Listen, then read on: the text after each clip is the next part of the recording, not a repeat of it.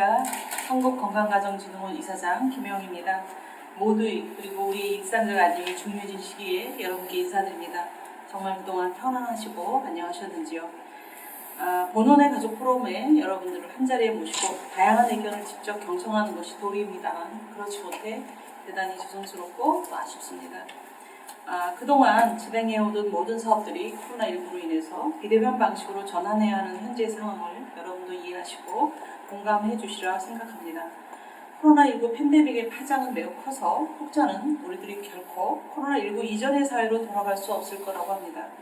우리 사회도 코로나19로 인해 여러 가지 어려움을 겪고 있으며 가정생활에서도 자녀들과의 공백이랄까 아동 방임의 문제, 가족관계 갈등이 증가하는 등 다양한 어려움들이 점차 표면화되고 있습니다. 이에 전국에 설치된 219개 건강가정 다문화가족 지원센터는 가족 서비스 이용 시설로서 지역센터 종사자와 지역 주민들의 안전을 최우선적으로 고려하면서도 동시에 코로나19로 어려움을 겪고 있는 많은 가족들에게 좋은 서비스를 제공해야 한다는 새로운 과제를 안고 있습니다. 한국건강가정진흥원은 이미 여성가족과 협력하여 코로나19 상황에 대응하기 위한 긴급 돌봄 지원, 코로나 대응 가족 전화 상담, 가족관계 방역 카드 뉴스를 배포하는 등 코로나19 대응에 힘써왔습니다. 오늘 포럼에서 결과를 공유할 건강가정 다문화가족 지원센터 비대면 서비스 수요조사 역시 가족 서비스 이용자들이 실제 어떤 어려움을 경험하고 있는지, 사회적 거리두기가 요구되는 상황에서 어떤 비대면 서비스를 희망하고 있는가를 확인하고 적극적인 대책을 마련하기 위한 취지로 진행되었습니다. 오늘 토론자분들께서 논의해 주시는 내용과 온라인을 통해 영상을 보시고 전해 주실 여러분들의 소중한 의견에 귀 기울이면서 장기화하는 코로나 상황에서 가족이 겪는 어려움을 가까이에서 보듬을 수 있는 서비스 제공에 최선을 다하겠습니다. 특히 아동학대나 돌봄 공백, 다양한 가족들에게 서비스의 사각지대가 발생되지 않는 방향을 적극적으로 청취하고 관련 사업에 반영하도록 노력하겠습니다. 포럼에 참석해 주신 분들께 감사의 말씀을 드리며 아울러 한국건강가정진흥원과 가족 서비스에 관심을 가지고 영상을 통해 참여해 주시는 여러분께도 감사의 인사를 전합니다. 여러분 감사합니다. 온라인 포럼의 주제 발제를 맡게 된 한국건강가정진흥원 가족서비스 혁신본부 본부장 박경원이라고 합니다. 반갑습니다. 바로 시작하도록 하겠습니다. 저희가 이제 이 조사 전체를 본 거는 이제 코로나19가 이제 강력한 사회거리를 두기 시작한 코로나19 이전과 이후를 어떻게 나눠야 될까 고민하다가 거리두기를 시작한 2020년 2월 23일을 이제 기점으로 봤습니다. 왜냐하면 우리가 설문조사를 할 때도 코로나 이전과 이후를 비교하려면 어떤 시점이 있어야 되는데 지금 워낙 장기화가 됐기 때문에 구체적으로 이제 날짜를 드리는 그런 방식으로 했고요. 결국은 이제 이때 시행으로 인해서 저희 그 센터 지역에 있는 건강가정 다문화가족 지원센터도 공공이용시설이기 때문에 같이 이제 일제 휴관을 실시를 했죠. 그 다음에 이제 벌써 우리 이사장님께서 모두 말씀해주신 대로 여성가족부 한가원 또 지역센터가 이제 협력 대응을 이제 했습니다. 같이 전체적인 그 지대보대 그 지침에 따라서. 근데 저희가 근데 이제 올해 들어오면서 그 언론의 동향을 좀 파악하는 그런 매월 브리핑을 저희가 지금 자체적으로 하고 있는데요. 그때 이제 언론의 내용들을 보면은 그 처음에 이제 돌봄 공백이라는 얘기들이 많이 나왔었고, 그 다음에 가정폭력 아동학대, 그 다음에 이제 한부모 자영업자들 중심의 사각지대 비대면 서비스가 필요하다. 또 그 뒤로 이제 다문화가족 대상 서비스들이 다시 재개됐다. 이런 이제 그런 키워드들이 2월부터 6월까지 이제 저희가 도출이 되고 있었는데 사실은 이 키워드 순서대로 여성가족부나 한가원 지역센터들이 대응을 해왔다는 것을 알 수가 있습니다. 근데 이제 결국은 이런 식으로 대응을 해오고 있는데 이제 6월 이후부터 그래서 차츰 개관을 해서 하고 계시단 말이죠. 그런데 실제로 얼마만큼 또 이용을 하고 계신지 어떻게 대응을 하고 계신지 이런 거에 대한 지금 전체 이용 행태 분석이 없고, 그렇기 때문에 그 이후에 뭐를 준비해야 되냐 이런 부분에 대한 준비를 차근차근 하기 위해서 실증 자료가 필요하다라는 결론에 이르게 됐습니다. 이제 저희가 그 패밀리넷이라고 하는 홈페이지가 있는데요. 거기에 이제 온라인 상담 기능이 있거든요. 근데 저희가 지금까지는 이걸 가지고 몇 건이 들어왔는지 사실 분석을 해보지는 않았는데 사실은 이제 요 계기로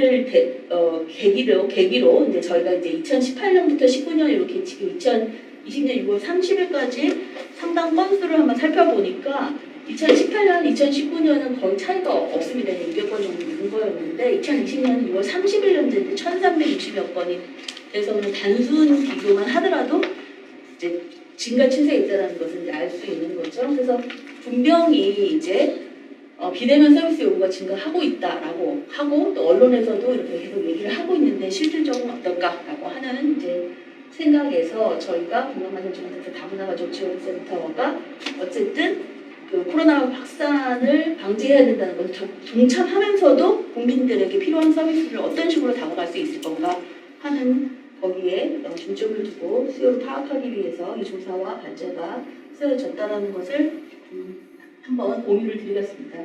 건강가정지원센터, 다문화가족지원센터 또 통합으로 하고 있는 것이 예전에 그냥 이런 센터를 할 때 그냥 교육문화 상담 서비스를 얼마나 이용했느냐, 다문화 특성화 사업을 얼마나 이용했느냐라고 그냥 단순히 묻기에는 서비스 종류와 내용이 너무나 방대해졌기 때문에 그 포인트를 잡는 게 쉽지는 않았었습니다. 그리고 또 저희가 비대면 수요를 조사하는 거기 때문에 방법적인 면도 좀 측정을 해야 되겠고, 그래서 저는 그냥 한 것은 아니고 전문가 두 분에게도 자문을 받았고 내부적으로 두 분께 자문을 받아서 내용 타당도를 좀 점검을 해서 좀 생각보다는 저희가 조사 시기를 늦게 할 수밖에 없었습니다. 그래서 포럼을 저희가 이렇게 7월 말에 이제 하려고 해서 7월 초에 조사가 끝나는 것을 목표로 했습니다만 조사가 조금 이런 설문지를 만드는데 좀 시간이 오래 걸렸습니다. 그래서 조사 내용은 성공적으로 어쨌든 만들어서 코로나 확산 이전과 이후의 가족 서비스의 이용 현황 행태를 좀 봤고요. 그 다음에 코로나로 어쨌든 생겼던 가족 생활에 부정적인 스트레스 관련된 생활의 변화 적응들을 봤고 앞으로 어떤 서비스를 수요를 하고 있는지 그런 것들을 조금 저희가 여쭤봤고요. 그래서 저희 이용에 답해 주신 분들은 주로 이제 여성들이 88%로 제일 많았고 그 다음에 20대 이하는 좀 적었습니다. 30대가 40%, 40대가 40.7%, 그래서 30, 40대가 가장 많이 응답을 해주셨고요. 그 다음에 이제 다문화 가족인지 아닌지, 한부모 가족인지 아닌지 여부를 물었을 때는 다문화 가족이 20.9%가 포함이 되셨고, 한부모 가족이 8.5%가 포함이 됐습니다. 그 다음에 저희가 이제 가족원 대상으로 어떠한 이제 그 적응 문제를 물어봤기 때문에 유배우자 가구는 91.1% 정도가 포함이 되고 자녀가 있으신 가구가 95.1%, 부모나 기타 세대원이랑 같이 사시는 경우가 한 12% 정도 되는 것으로 그렇게 했습니다. 사실은 이런 거는 전체 모수가 있으면 사실은 저희가 거기에 맞게 할당 표집을 하면 되는데 사실 건강가정 다문화가족지원센터의 이용자들에 대한 전체 모수를 추정하는 게 굉장히 어렵고 그 다음에 아시다시피 지금 회원 관리나 이런 부분에 있어서 여러 가지 제한점이 있기 때문에 할 수 없이 저희가 이제 그 명단 전체를 받아서 응답에 있으신 분들만 이용을 할 수밖에 없었다는 점, 그래서 조금 더 체계적인 표집이 될 수 없었다는 점들을 이해해 주시길 감사하겠습니다. 그럼 먼저 센터 이용 경험부터 보면은요, 1000명 중에서 저희가 사실은 이제 19년에 이용하신 분들께 여쭤봤지만 코로나 2월 23일이라는 게 굉장히 강력하셔서 그러셨는지 코로나 이전에 이용해 보셨습니까? 라고 물어보셨을 때 사실 1000명 중에 실질적으로는 사실 이론적으로는 다 1000명이 그렇다라고 대답을 하셔야 되는데 79.4%가 그렇다라고 얘기를 해주셨어요. 코로나 이후에 2월 23일 이후로 물어봤을 때는 이용 경험이 있다가 49.1%가 되겠습니다. 그래서 794명이 이제 여기에 응답했다고 하셨고 404명이 그대로 이용하신 걸로 나타나서 한 28.5% 정도가 이용이 감소한 것을 알 수가 있습니다. 이거는 이제 이전과 이후 센터 경험을 이제 성별 연령, 그다음에 가족 유형으로 그 가구 유형으로 좀 본 건데요. 아무래도 이제 여성의 감소율이 이전과 이후가 남성에 비해서 조금 더 높은 것을 알 수 있습니다. 그래서 남성이 한 16% 줄었으면은 여성이 한 28.5% 정도 줄었고요. 그 다음에 이제 연령대로 봤을 때는 30대에서 가장 감소폭이 컸습니다. 그래서 30대에서 제일 감소폭이 커서 34% 정도가 줄었고, 그 다음에 다문화 가족이 또 82%였는데 69.9%로 좀 약간 감소한 것으로 나타났고, 한부모 가구도 약간 줄기는 줄으셨는데 뒤에도 계속 나오지만 한부모 가족과 대응해서 가족 역량 강화 사업들이 여가부에서 굉장히 지침을 적극적으로 좀 바꿔주시면서 한부모 가정들은 또 꽤 이제 여기에 이용률이 감소하지 않은 것으로 나타났습니다. 그럼 먼저 이전과 이후 중에서 센터를 이용을 하셨을 때 저희가 어떤 식으로 이용을 하셨는지, 직접 센터에 방문하셨는지, 전화 상담을 통해서 하셨는지, 가정 방문을 하셨는지, 통번역 지원을 하셨는지, 인터넷 상담하셨는지, 기타 이렇게 물어봤는데, 이렇게 된 것은 그 이전과 이후에 그러니까 비대면적인 서비스, 우리 안에도 이미 대면적인 서비스랑 비대면적인 서비스 방법이 있기 때문에 이제 여기서는 직접 센터 방문하고 가정 방문이 가장 대표적인 대면 서비스적인 방법이 되겠고, 전화나 통번역 지원 같은 경우는 저희가 일부러 비대면 상황을 가정해서 팩스나 이메일로 한 경우만 이제 특별히 물어봤습니다. 그래서 이제 비대면적인 것을 물어봤는데요. 여기 보다시피 이제 대면적인 서비스가 89.9%로 가장 많았던 것을 알 수 있고요. 근데 코로나 이후에 가게 되면은 이게 이제 거의 30% 이상 감소가 됐고 오히려 전화 상담이 더 많이 늘은 것을 알 수 있습니다. 가정 방문은 약간 늘었는데요. 이게 이제 가족 역량 강화 사업이랑 여러 가지 이제 아동 서비스 이런 것들이 조금 증가했다는 것을 알 수가 그런 것으로 기인된 것으로 보입니다.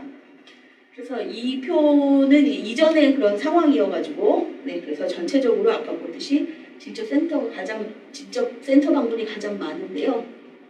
그다음에 연령으로 봤을 때도 이제 30대가 많은 것을 알 수 있고 특히 50대 이상이 직접 센터 방문이 많은 것을 알 수가 있습니다. 그다음에 이후로 살펴보시면은 역시 60일 아까 말씀드렸듯이 좀 줄었고요. 전화 상담이 전 연령대별로 다 증가하고 있는 것을 알 수가 있습니다. 그래서 전화로 아마 이것이 이제 심리적인 상담이나 정서적인 상담을 받으셨다는 것뿐만이 아니라 굉장히 많은 또 문의와 어떻게 해야 되냐 이런 것들이 또 있지 않았을까라는 생각을 해보게 됩니다.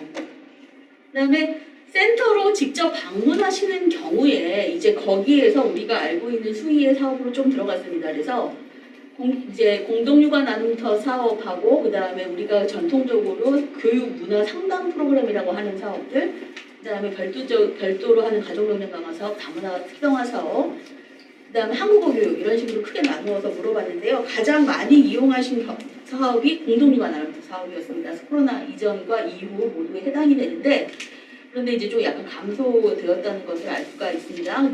그 다음이 코로나 이전에 교육 문화 프로그램이었고 교육 프로그램이었고 상담이었고 코로나 이후에도 똑같은 패턴을 보이고 있는 것을 알 수가 있습니다. 그러나 이제 전반적으로 이용률이 줄어들었기 때문에 그 퍼센테이지는 감소하였습니다만은 여기서 이제 굉장히 공동육아 나눔터에 대한 사람들의 인지도랑 이용률이 굉장히 높다.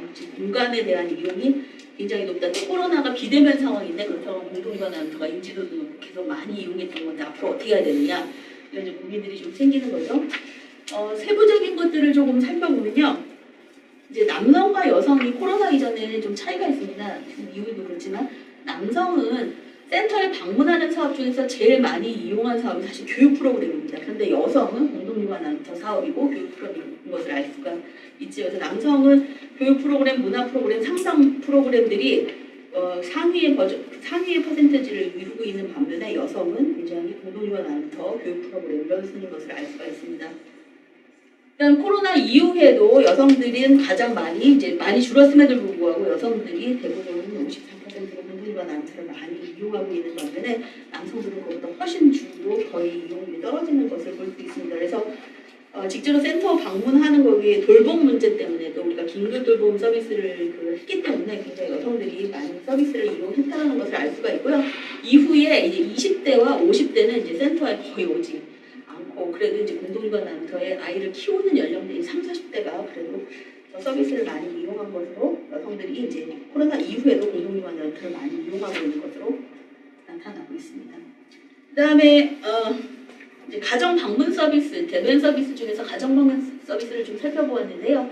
코로나 이전에 가장 많이 이용한 서비스는 이제 방문교육 사업이었습니다. 방문교육 가족 역량 사업이었는데요. 이후에 사실 방문교육 사업은 거의 중지가 초기에 많이 됐었기 때문에 좀 많이 줄었는데 가족 역량 사업은 이제 지침을 변경하는 생필품 지원이나 이런 것들 적극적으로 대응하면서 좀 많이 늘어난 것을 알 수가 있습니다. 이거를 저희 남성과 여성으로 이렇게 살펴보았는데 사실은 이제 당연히 여기에 방문교육과 가족 역량 사업이 있기 때문에 다문화나 한부모 사업, 한부모 가정들이 제일 많이 이용을 했습니다만 워낙 여기에서는 사례수가 줄어들었기 때문에 세부적으로는 표는 보여드리지 않고 있습니다. 그다음에 이제 빈도를 저희가 좀 여쭤봤습니다.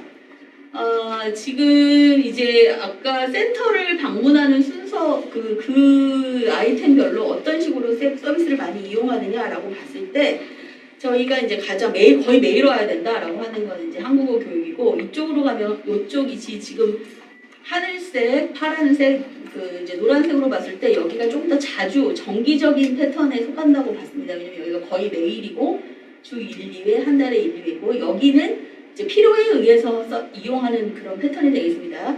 그랬을 때 이제 필요에 의해서 하는 것이 저희가 전통적으로 알고 있는 교육이나 문화나 상담 프로그램은 필요할 때마다 이용하는 그런 것이 되겠고요. 그다음에 여기에 포진한 것들이 주로 정기적으로 센터를 정기적으로 오셔야 되는 서비스인 것을 알 수 있는데, 그렇게 봤을 때 가장 높았던 것이 한국어였습니다. 그래서 여기서부터 여기까지 더했을 때 81.5%가 좀 정기적인 서비스라는 것을 알 수가 있고요. 그 다음에 공동육아여서 68.9%가 자주 좀 정기적으로 이용해야 되는 서비스였습니다. 그 다음에 다문화 특성화가 59.6%, 그 다음에 가족 영역이 58.7%, 즉 우리가 빈도로만 봤을 때 건강가정지원센터나 다문화가족지원센터의 주요 서비스가 뭐냐? 그러면 또 우리가 전통적으로 가지고 있는 생각하고 달라진다는 걸 알 수 있죠. 그 다음에 이후에는 이전보다 빈도가 줄었느냐 늘었느냐만 중심으로 저희가 살펴보았습니다. 그랬더니 이전보다 이용 빈도가 감소하였다가 대다수로 77.7%였던 것으로, 그래서 이용했던 404명 중에 300명 이상이 여기에 응답을 하셨는데요. 그 이유는 이제 사회적 거리두기에 동참하기 위해서였다라는 응답이 많으셨습니다. 그러니까 여기에 이용하시는 분들도 굉장히 시민의식을 발휘해서 합리적으로 이용하시려고 굉장히 노력하셨다라는 것을 알 수가 있고요. 그런데 비대면 이용 가능 서비스가 적었다라고 하는 응답도 과반을 넘는 그런 상황이었습니다. 그래서 뒤편에 가시면 이제 한부모 다문화 가족들도 다른 그렇지 않은 경우에 비해서 훨씬 여기 비대면 이용 가능 서비스가 적다라고 하는 것이 좀 더 높은 비율로 나타나는 것으로 볼 수 있습니다. 따라서 코로나 이후에 우리 그 이용자분들은 사회적 거리두기를 동참하면서 또 여러 가지 그 감염의 위험에 스스로 보호하기 위해서 합리적 선택을 하셨지만, 이용하고 싶어도 비대면 서비스가 굉장히 적었다, 그래서 굉장히 이용 수요가 있었다라고 해석하면 그런 것들을 좀 저희가 엿볼 수 있는 측면입니다. 여기까지가 이제 이용 행태가 되겠고요. 그 뒤로 이제 어떤 식의 변화들이 있었는지를 봤는데, 저희가 다섯 가지를 여쭤봤습니다. 그래서 코로나 이후에 가사노동 시간이 증가했는지, 그 다음에 자녀 돌봄 및 교육 시간이 그런데 들이는 시간이 증가했는지, 그 다음에 가족들과 만남 횟수가 감소하였는지, 거주 가족과 근무 시간이 증가하였는지, 그 다음에 가게의 경제가 나빠졌는지 이렇게 물어봤습니다. 그런 다음에 그렇다라고 한 다음에 스트레스가 어느 정도 상승했는지, 스트레스가 증가했느냐고 하는 것에 동의 여부를 물어봤는데요. 저희가 이제 비대면 상담과 관련돼서, 그러니까 상담과 관련돼서 가족과의 거리두기, 그 다음에 이번에 비동거 가족과의 문제든지 떨어짐에 있어서 서로 돌봐야 되는 게 그냥 가족뿐만 아니라 이웃이 돌봐야 된다, 이런 것도 있었기 때문에 만남 횟수도 한번 살펴보았는데요. 일단 이런 거를 가장 경험한 비율이 낮았던 거는 가계 경제가 일단 낮았다라는 비율을 경험한 비율이 제일 작다. 응답 비율이 낮았습니다만 스트레스는 75.9% 상승했다라고 한 비율이 75.9%로 스트레스가 굉장히 높았다는 것을 알 수가 있고요. 그 다음에 가족들과 만남 횟수가 감소했다라는 비율이 71.2%로 여기에 스트레스는 좀 49% 작았고, 그리고 거주 가족과 고유 시간이 증가했다는 것은 대다수 많은 부분들이 그렇다라고 했지만 스트레스는 32.3%, 어느 정도 스트레스를 느끼고 있는 것으로 그렇게 나타났습니다. 제가 봤더니 특히 이제 가사노동 증가라든지, 그 다음에 어쨌든 자녀 돌봄의 증가의 문제에서 성별로 차이가 있는 것을 알 수가 있습니다. 그래서 가사노동이 증가했다는 것이 남성과 여성에서 거의 30% 이상씩 차이가 나오고 있는 것을 알 수가 있고요. 그 다음에 이제 가족과의 만남 횟수가 감소했다라고 하고 스트레스가 상승했다라고 하는 부분이 이제 다문화 가족이 53%로 굉장히 이제 그렇지 않은 경우보다 좀 높게 나타났는데, 이건 아무래도 이제 코로나로 인해서 이동이 이제 방문한다든가 이런 것이 줄어드는 그런 상황을 반영했다, 이렇게 볼 수가 있겠습니다. 그래서 그다음에 가사노동 공유 시간도 여성이 훨씬 더 그걸 좋아했지만 가사노동 스트레스를 느끼는 비율이 높았다는 것을 알 수가 있고 40대가 굉장히 상대적으로 다른 매력 때문에 높았다는 것을 알 수가 있습니다. 그다음에 저희가 이제 코로나 때문에 아동학대나 이런 상황들이 굉장히 많이 있었고 그다음에 학교 개학이나 이런 게 연기가 됐기 때문에 아동들이 혼자 식사를 해야 되거나 이런 것들이 늘어난다. 그다음에 긴급 돌봄 서비스를 했지만 거기까지 오지 않는 그런 사람들도 많았기 때문에 이걸 한번 살펴보았을 때 코로나 확산 이후에 자녀가 혼자 식사를 해야 되는 상황이 늘어났느냐라는 것을 질문했을 때 그렇다라고 응답한 경우가 약 27%로 높았다. 30% 정도 좀 안 되게 나왔는데요. 그랬을 때 어떻게 대처하느냐를 물었을 때 미리 식사 준비를 하고 자녀에게 어떻게 먹어라라고 한다는 경우가 73%로 가장 많았고 가족 및 지인에게 부탁한다가 10.4, 신경 쓰지 못한다 7.1, 자녀에게 용돈 지도한 어떻게 먹어라라고 지도하는 경우가 6.3, 도시락 배달이나 좀 복지 서비스로 연결한다라고 하시는 분들이 3.3%로 나타나서 어쨌든 이런 부분에 대한 저희가 서비스 지원도 필요하다는 걸 좀 알 수가 있었습니다. 그다음에 코로나19 확산 이후 가정폭력이나 아동학대 징후적인 것을 좀 보기 위해서 실태 조사처럼 구체적으로 어떤 횟수나 이런 거를 좀 하면 응답률이 좀 떨어질 거라고 보아서 저희가 자녀 훈육이나 부정적 감정, 그러니까 신체적인 것을 포함한 표현이 증가했는지를 물어봤고 배우자 대상이나 부정적 감정이나 표현이 증가했는지 그다음 가족원 대상 이 세 가지를 물어봤을 때 자녀 훈육과 관련돼서 실제적인 부정적 감정 표현이 증가한다고 하는 경우가 49.4%로 가장 많았고요. 그 다음이 가족 대상, 그 다음이 배우자 대상으로 나타났습니다. 그래서 저희가 이걸 성별하고 연령대로 보았을 때 여성이 이제 남성에 비해서 훨씬 그렇다라고 응답하는 경우와 30, 40대가 또 그렇지 않은 연령에 비해서 그렇다라고 응답한 비율이 전반적으로 다 높았습니다. 그래서 이런 부분들을 이제 확인하실 수가 있는 거고요.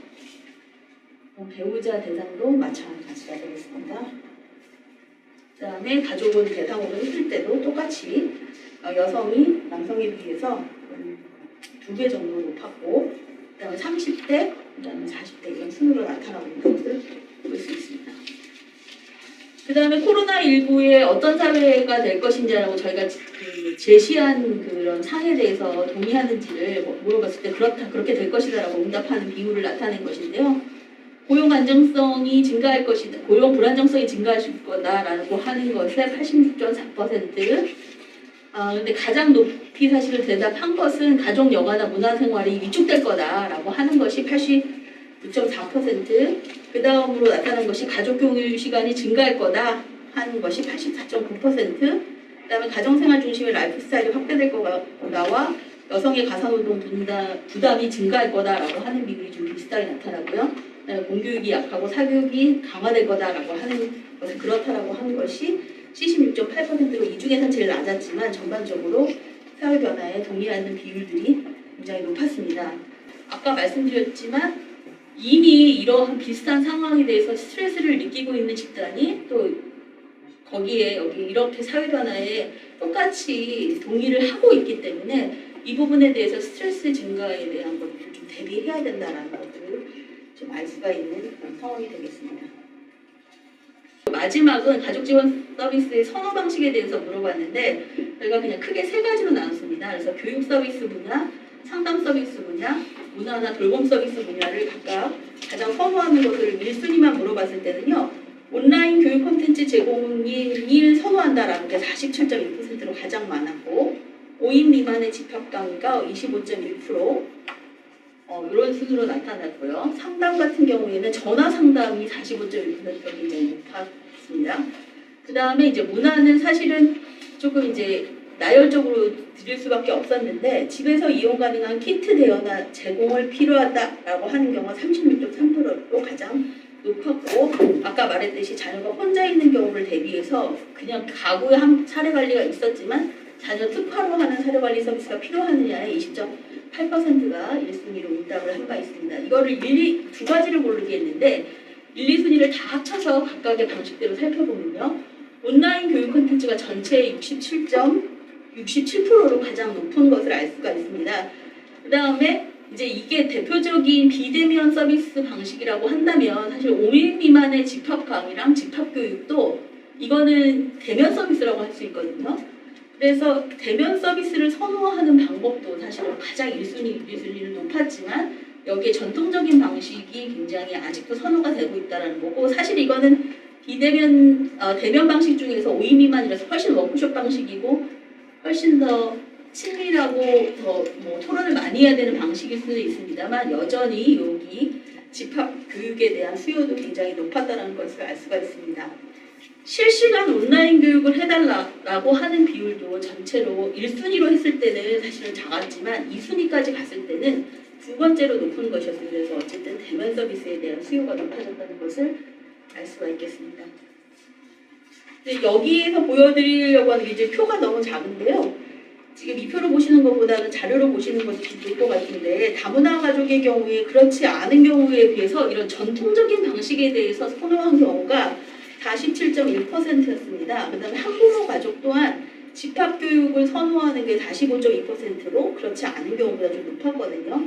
즉 저희가 지금 다문화는 한부모 가족이 사각지대가 돼 있느냐라고 하는 부분이 더 중요한 이슈인데, 단순히 온라인 교육을 선호하는 것 말고도 전통적인 방식을 선호하는 그런 그룹들이 있다는 것을 좀 잊지 않아야 되겠다라고 하는 부분으로 저희가 한번 같이 살펴봤고요.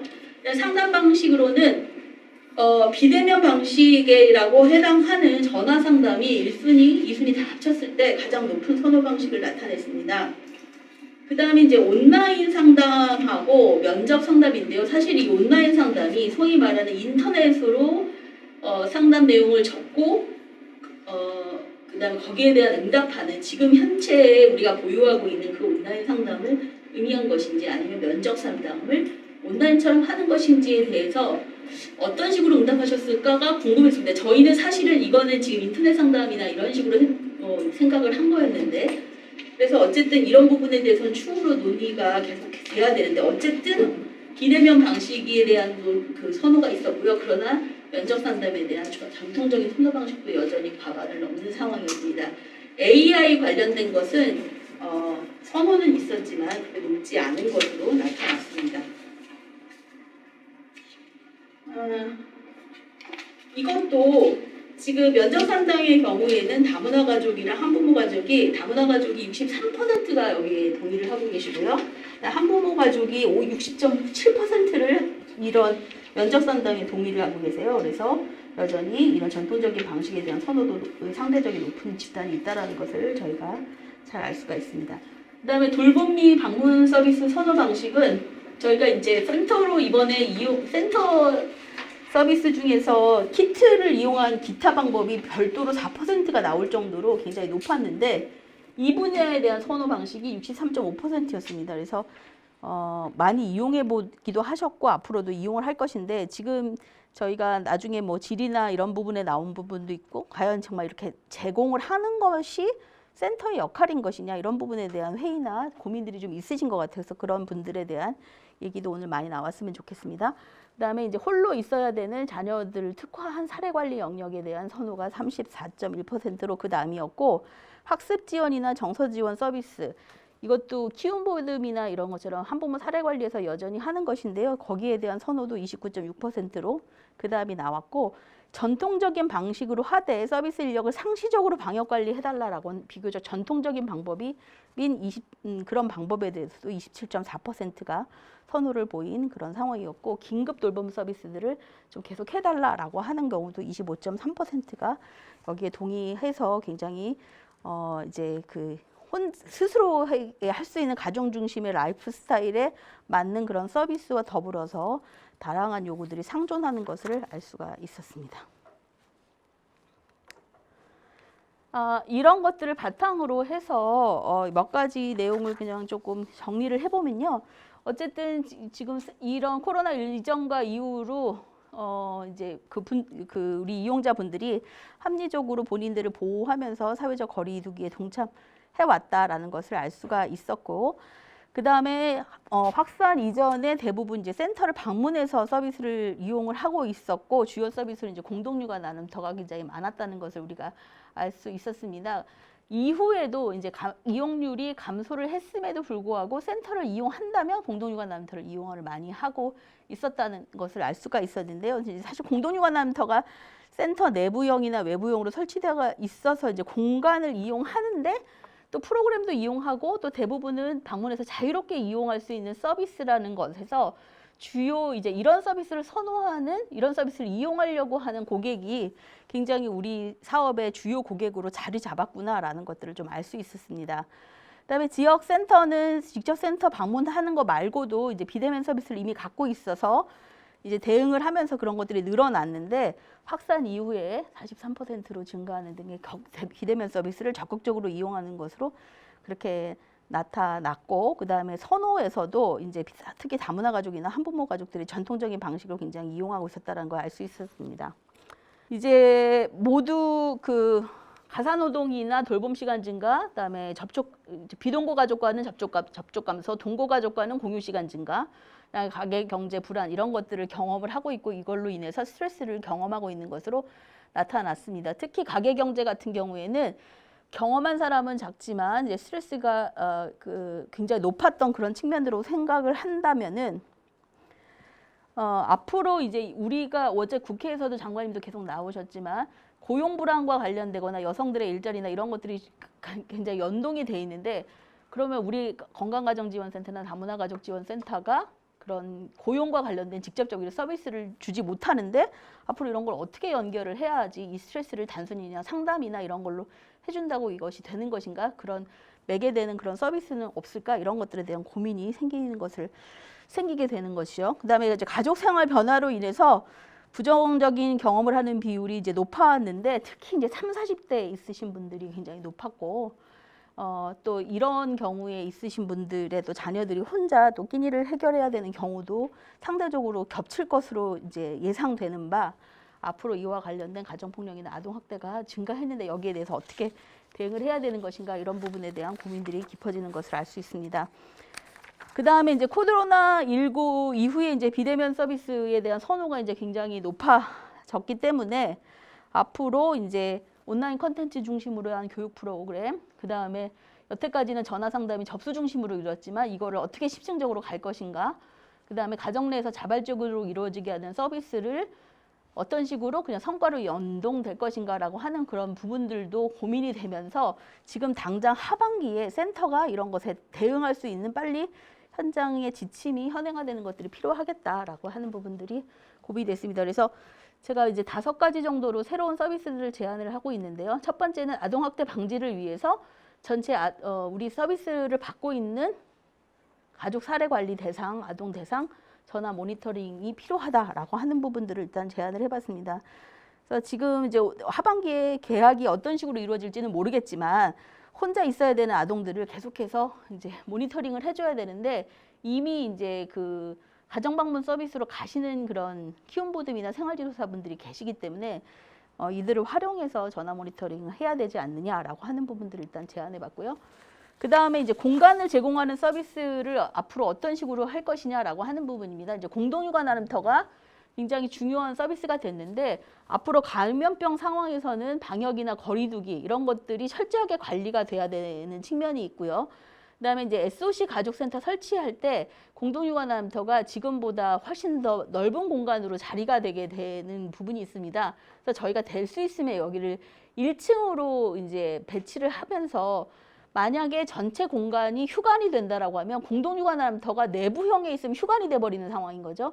그렇게 되면은 실제로 여기에 대한 이용 수요가 높은데 전체적으로 다 서비스가 스톱이 되는 그런 상황이 되기 때문에 될 수 있으면 별도로 출입구를 가지고 다목적 교류 소통 공간이라고 하는 사람들이 같이 열릴 수 있는 공간하고 넓게 만들어서 어떻게 더 많은 거리를 면적을 확보할 수 있겠느냐, 그 다음에 이용자들이 자발적으로 이용할 수 있겠느냐라고 하는 새로운 그냥 직접적인 서비스를 주는 대신에 공간을 줄 수 있는 서비스에 대한 좀 더 고민이 필요하겠다라고 하는 측면을 말씀을 드려보고요. 그 다음에 이제 30, 40대 양육자들이 어쨌든 스트레스를 받고 있기 때문에 이분들에 대한 스트레스가 완화가 되는 상담 서비스는 물론이겠거니와 조금 더 성평등한 돌봄이나 문화 서비스를 줄 수 있도록 우리가 계속해서 고민을 해야 되겠다.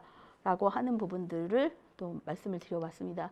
그 다음에 이제 온라인 교육 콘텐츠에 대한 수요가 높으면은 반드시 여기에 대한 양질의 교육 서비스가 있어야 되겠고, 이제 한가원도 이것 때문에 이제 올해 내년에 이러한 부분에 대한 예산을 엄청나게 편성을 하고 별도의 플랫폼을 만드는 등의 굉장히 고민을 이제 하고 있습니다. 그런데 이제 이거와 관련돼 가지고 또 고민이 되는 것은 무엇이냐면, 그렇게 되면 지역센터의 역할이 무엇이겠느냐. 그럼 온라인 콘텐츠를 중앙에서 만들어서 직접적으로 다 국민들이 와서 여기에서 듣는다면 결국 지역 서비스에 새롭게 되는 그런 교육 서비스, 지역에 맞춘 서비스들인 죽어버릴 수밖에 없다. 물론 그동안의 지역 서비스에서 강사 수급의 문제나 이런 것들을 고민을 해오신 것은 맞습니다만은, 그렇다고 그러면 이미 유튜브에 가도 유명한 강사들 온라인 콘텐츠 다 있는데, 그러면 도대체 무엇으로 교육을 하는 것인가.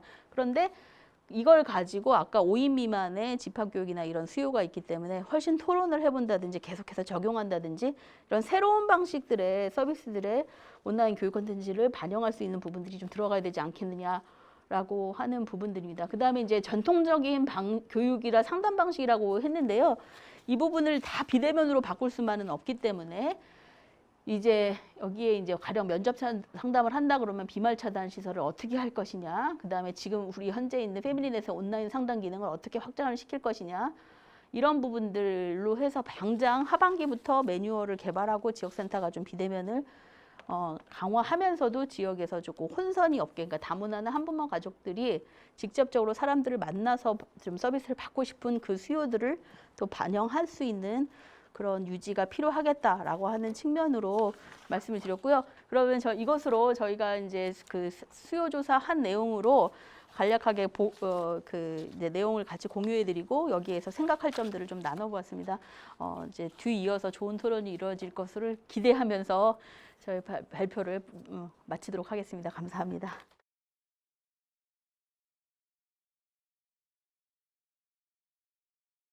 우리 박경은 본부장님께서 그 코로나19 이후에 가족 생활의 변화와 또 가족 지원 서비스의 방향에 대해서 굉장히 중요한 발표를 해주신 것 같습니다. 우리 보건당국에서 항상 코로나 감염 위기가 높아지면 외출을 삼가하고 집에서 머물라고 하는데요. 그러면 그 집에서는 무슨 일이 벌어지는지 거기에 대해서는 보건당국이 아무 말도 하지 않죠. 그 집에서 이제 또 아이들이 학교 안 가고 있을 때, 또 일하는 부모들이 일을 하러 나가야 할 때 그 집에서는 무슨 일이 벌어지는지 이런 것이 굉장히 사회적 관심사가 되고 있는 것 같습니다. 그래서 거기에 관련해서 가족의 변화 그리고 정책에 대비해야 될 방향에 대해서 굉장히 좋은 발제를 해주셨는데요. 또 여기에 대해서 토론을 해주실 세 분을 또 전문가 세 분 선생님들을 모셨습니다. 제가 이 앉아 계신 순서대로 소개를 드리도록 하겠습니다. 먼저 서대문구 건강가정 다문화가족지원센터의 강주현 센터장님이십니다. 네, 감사합니다. 그리고 그 옆에 계신 분은 김포시 건강가정 다문화가족지원센터의 김연화 센터장님이십니다. 반갑습니다. 네, 그리고 이인수 심리상담연구소의 이인수 원장님 와주셨습니다. 반갑습니다. 네. 그러면은 우리 강주현 센터장님부터 토론 말씀 들어보겠습니다. 네, 오늘 그 포스트 코로나 가족 서비스 전망과 과제에 대한 토론을 맡은 서대문구 건강가정 다문화가족지원센터의 강주현 센터장입니다. 그 올해 초에 이제 코로나가 이제 시작이 되고 이제 센터가 휴관에 들어가고 하면서 사실 코로나만큼이나 저희 센터 현장에서는 이게 이제 언제까지 지속될지에 대한 이런 걱정들, 그리고 또 우리의 대상자들을 좀 빨리 만나야 되는 거에 대한 뭐 이런 염려들, 여러 가지 굉장히 복잡한 상황 속에 있었는데요. 저희를 더 좀 어렵게 했던 거는 그 이제 신문 지상이나 이렇게 나오는 거에서 코로나 이전의 상황으로는 돌아갈 수가 없다라는 이런 이제 선언적인 이런 것들이 나오면서 더욱더 이제 현장에서는 그러면 우리 건강가정지원센터가 어떻게 방향을 바꿔 가야 될까에 대한 고민을 많이 하고 있었는데요. 너무나 감사하게도 또 우리 한국건강가정진흥원에서 이런 부분에 대한 그런 연구들을 선도적으로 먼저 해주신 부분에 대해서 감사한 말씀을 드리면서 저는 일단 그 이후에 저희가 한 4, 5개월 동안 현장에서 어떻게 사업을 좀 운영을 했는지, 그리고 또 앞으로는 좀 어떤 부분들을 우리가 고민을 하면서 사업을 하면 좋겠는지에 대해서 저희 센터의 경험을 좀 나누는 식으로 해서 간단하게 말씀을 드리도록 하겠습니다. 먼저 이제 처음에 저희가 그 휴관을 하고 나서는 저희도 약간은 좀 멘붕이 온 거죠. 뭘 해야 될지 해서 코로나로 인해서 우리 가족들이 좀 그 일상생활에서 어떤 것들을 지켜야 되는가라는 것들을 재미있게 이제 가족들끼리 집에서 좀 함께 나눠보시라고 한 4가지 정도의 주제를 가지고 그런 동영상을 저희 직원들이 직접 만들어서 저희 이제 홈페이지에 올리는 것부터 시작을 했었습니다. 가장 먼저 이제 손 씻기를 열심히 하라고 하니까 우리 아이들과 같이 집에서 재미있게 손 씻는 방법에 대한 뭐 그런 동영상도 만들어서 올려봤고요. 코로나가 시작되고 나니까 그 일회용품이라든가 이런 쓰레기가 엄청나게 많이 늘어난다는 이런 사회적인 문제에 대해서도 좀 우리가 관심을 가져야 되겠다라고 해서 그 가족 안에서 그런 분리수거 방법이라든가 일회용 쓰레기를 줄이는 방법들을 가족들끼리 같이 나눠보는 뭐 이런 거에 대한 동영상도 만들어 봤고요. 뭐 마음 돌봄에 대한 뭐 이런 부분들, 그리고 이제 코로나가 이렇게 오래 될 거라는 거는 저희가 생각을 못 하고 코로나가 끝나면 가족들끼리 어떤 여행 계획을 좀 하고 싶은지에 대한 그런 것들을 좀 가족들끼리 같이 나누는 거에 대한 이런 동영상을 일단 만들어서 먼저 올리는 것부터 시작을 했었습니다. 근데 이제 어쨌든 코로나가 계속 이제 지속이 되어지면서 이렇게 일시적인 걸로는 저희가 대응을 하기가 어렵겠다는 그런 생각에서 이제 몇 가지 영역에서 저희가 이제 본격적으로 사업을 좀 만들어 보기 시작을 했는데요. 이제 가장 먼저 했던 거는 그 동영상으로 하는 부모 역할 교육에 대한 것들을 이제 만들었습니다. 그래서 이거를 처음에 저희가 이제 의논을 하면서 처음에는 저희도 무모하게 한 2시간 정도의 동영상을 올려보면 어떨까라고 했었는데 실질적으로 동영상을 만들면서는 그렇게는 너무나 이제 들으시는 분들이 힘이 드실 거라는 생각이 들어서 참여하시는 분들이 짧게 관심을 가질 수 있는 한 20분 내외 정도의 동영상을 올리고 그 동영상을 보고 나서 그 이후에 이제 추가적으로 관심이 있는 분들이 더 들어와서 그 동영상을 본 거에 대한 질의응답 내지는 코칭 형식의 방식으로 하는 그런 프로그램들을 저희가 진행을 했었고요. 거기에 이제 교육의 주제는 당연히 부모들이 이제 스트레스가 굉장히 아이가 있는 시간이 많이 늘어나면서 그런 스트레스들이 늘어나는 거에 대해서 어떻게 관리할 수 있는지, 자녀들의 일상생활 기도에 대한 것들은 어떻게 할 수 있는지에 대한 이런 부분들이었고, 여전히 전통적으로 좀 인기가 있는 그 자녀 뭐 성교육에 대한 이런 부분들에 대한 것도 저희가 했었고요. 또 이제 아버지들을 대상으로 하는 교육도 저희가 좀 많이 했었습니다. 어쨌든 가족 안에서 그 여성들의 역할이 많이 늘어나는데 그런 여성들의 부담을 좀 줄여줄 수 있는 남성 참여의 내용의 이런 교육들도 저희가 진행을 하는 식으로 해서 이런 많은 프로그램들을 이제 온라인으로 저희가 만들어서 그 실시간으로 참여를 하기도 하고 내지는 동영상을 올려서 먼저 시청을 하고 그 이후에 사후에 관심이 있는 분들이 들어오셔서 추가적인 어떤 질의응답과 코칭의 이런 방식의 그런 프로그램들을 저희가 진행을 했었습니다. 그리고 이제 저희가 그동안 센터에서 했던 프로그램들 중에 가장 인기가 많은 것들은 어떤 부분이었냐면 부모와 자녀가 같이 이렇게 참여해서 하는 그 문화체험의 이런 놀이활동에 이런 프로그램들이 굉장히 인기가 많이 있었습니다. 그런데 이제 그거를 센터에 직접 오셔서 할 수가 없었기 때문에 저희가 그런 여러 가지 뭐 키트라든가 재료라든가 이런 것들을 직접 배달을 해드리기도 하고 내지는 뭐 드라이브스루 방식으로 해서 이제 가져가는 방식으로도 해서 좀 부피가 큰 것들 같은 경우에는 나눠드리고 그 다음에 이제 온라인으로 참여를 해서 저희 센터에서는 이제 강사가 그 아이와 같이 그 다양한 키트를 활용해서 놀아주는 방법, 놀이 활동 같은 것들을 실시간으로 같이 이제 그 참여하시는 분들은 각 가정에서 참여를 하시고 센터에서는 그것을 동영상으로 같이 현장에서 같이 이제 도와주는 방식으로 해서 진행하는 방식의 여러 가지 사업들을 진행을 했었습니다. 그리고 이제 상담 사업 같은 경우에는 저희가 어쨌든 대면이 안 됐었기 때문에 전화 상담이 굉장히 많이 늘어났었고요. 그리고 추가적으로 저희가 이제 화상 상담도 조금 일부 원하시는 경우에 한해서 진행을 했었는데요. 당연히 이제 전화 상담만큼 많이 늘어나진 않았지만 화상 상담에 대해서도 또 참여하시겠다는 분들이 있어서 화상 상담으로도 저희가 진행을 하는 그런 경험들을 가지게 되었었습니다.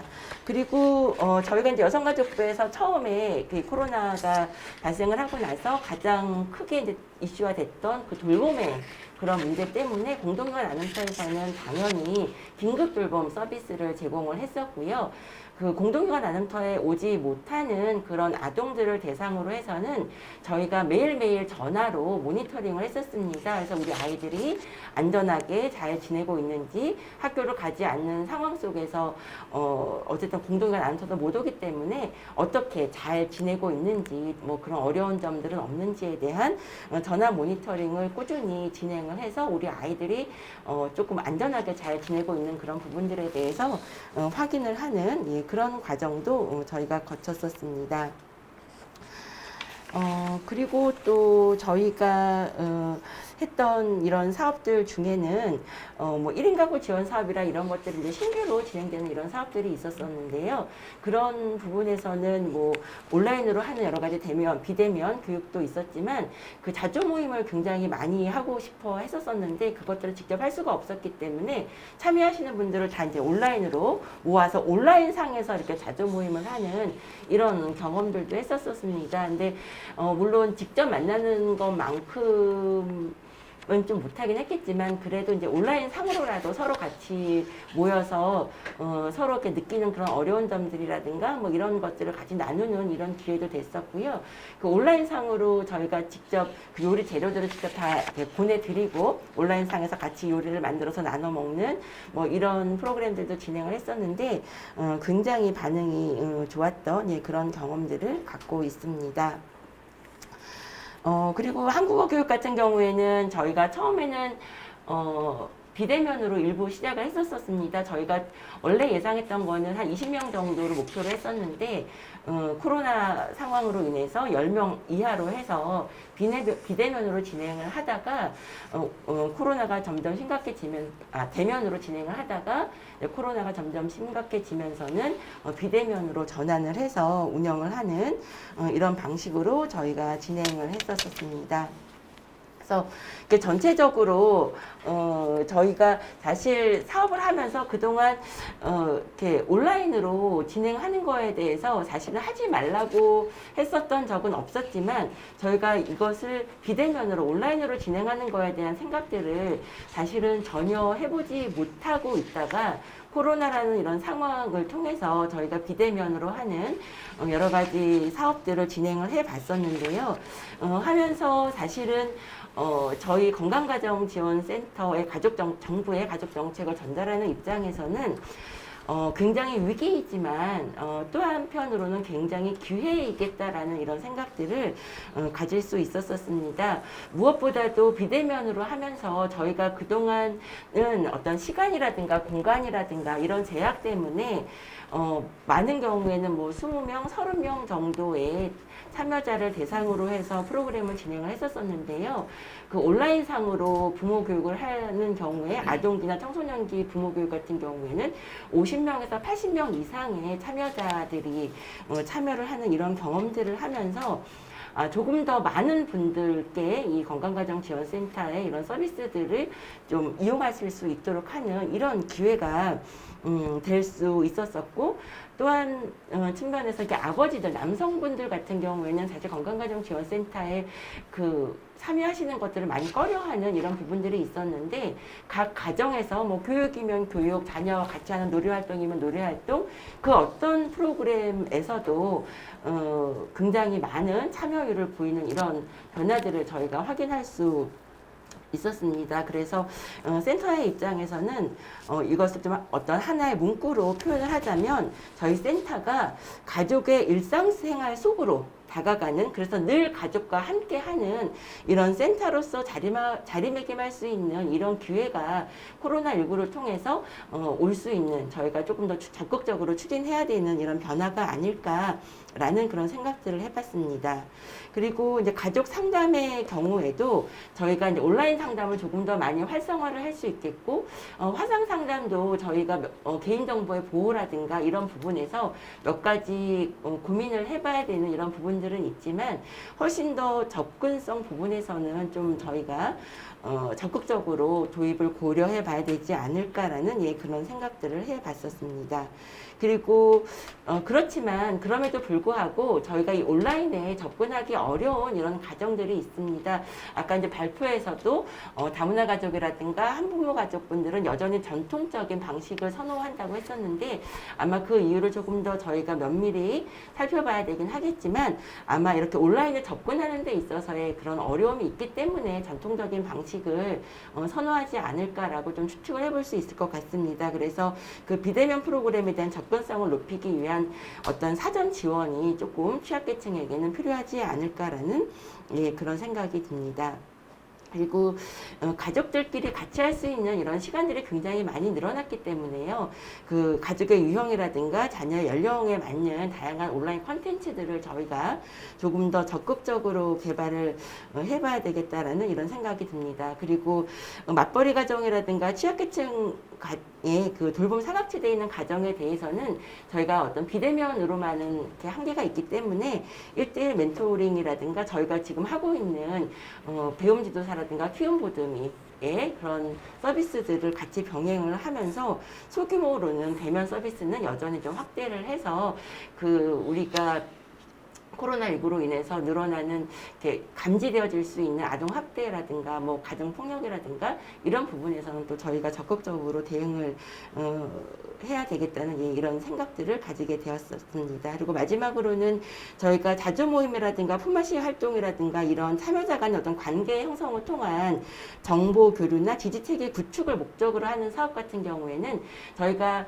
사실 온라인 상으로 이렇게 좀 해보기는 했었지만 여전히 좀 같이 모여서 하는 부분에 대한 욕구들은 꾸준히 있었습니다. 그래서 방역 지침 준수를 토대로 해서 소규모의 비대면 활동은 좀 병행을 해서 진행을 하면 굉장히 좋겠다는 이런 현장의 경험을 갖고 있습니다. 그래서 다시 한번 강조를 드리고 싶은 거는 이 코로나19로 인해서 사실 현장에서도 많은 어려움이 있었지만 우리 진흥원에서 조사해준 이런 결과들을 토대로 해서 조금 더 고민을 많이 해보겠고요. 더 중요한 것은 정말 조금 더 가족의 일상생활 속으로 들어가는 건강가정지원센터가 될 수 있도록 더 노력을 해야 되겠다는 이런 생각을 가지게 되었었습니다. 네, 감사합니다.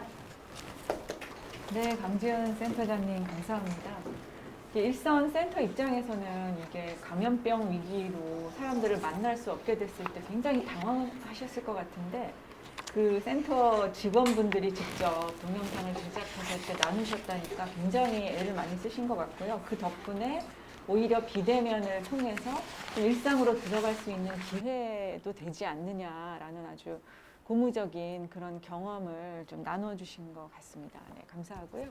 그러면 이어서 김포시 건가다가센터의 김연화 센터장님 토론 듣겠습니다. 10분 이내로 부탁드립니다. 네, 안녕하십니까. 김포시 건강가정 다문화가족지원센터장 김연아입니다. 코로나19 사태가 길어짐에 따라 다양한 개인과 가족의 돌봄, 학업, 일, 직장과 또 경제생활, 가정생활은 변화가 일어나고 있습니다. 생활에 대한 마스크 등 방역용품 착용, 생활소독, 사회적 거리두기 상황은 전 세계적 현상으로 달라진 일상은 개인과 가족의 문제를 넘어서 지자체, 중앙정부 차원의 복지 서비스 정책과의 동행이 필요하며 관련 서비스에 대한 국민들의 기대감 역시 적지 않다고 생각합니다. 또한 건강가정 다문화가족지원센터뿐만 아니라 어린이집, 학원, 복지관, 도서관, 경로당, 학교, 주간보호센터 등등이 휴관함에 따라서 아동기 자녀, 장애자녀를 두신 분, 치매 어르신을 두신 그 당사자뿐만 아니라 그 가족의 경우 돌봄 공백과 그로 인한 비용도 발생하고 있습니다. 실직과 휴직, 재택근무로 가족이 함께하는 시간이 또 증가했으며 가사노동과 돌봄노동의 증가로 많은 고충을 특히 30, 40대 그 여성들이 호소하고 있다고 연구 결과에서도 나왔습니다.